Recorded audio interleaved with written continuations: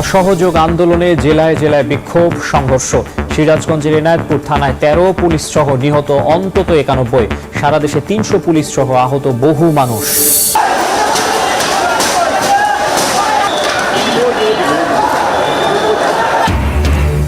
রাজধানীর মোড়ে মোড়ে ধাওয়া পাল্টা ধাওয়া, সড়কে অবস্থান।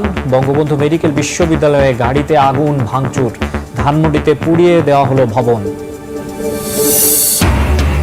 সারা দেশে অনির্দিষ্টকালের কারফিউ জারি, কাল থেকে 3 দিনের সাধারণ ছুটি ঘোষণা। নিরাপত্তার স্বার্থে ফের বন্ধ সামাজিক মাধ্যম, শিক্ষার্থী ও অভিভাবকদের ঘরে ফেরার অনুরোধ। প্রতিবাদ মিছিল নিয়ে মাঠে আওয়ামী লীগ, জামাত শিবিরের কূটকৌশল রুখে দেওয়ার হুঁশিয়ারি। সন্ত্রাসী লেলিয়ে দিয়ে বিপ্লব দমনের চেষ্টা করছে সরকার, অভিযোগ বিএনপির।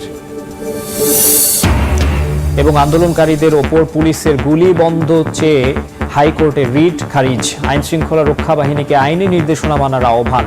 রাজনৈতিক উদ্দেশ্য দেখছে বাদী পক্ষ।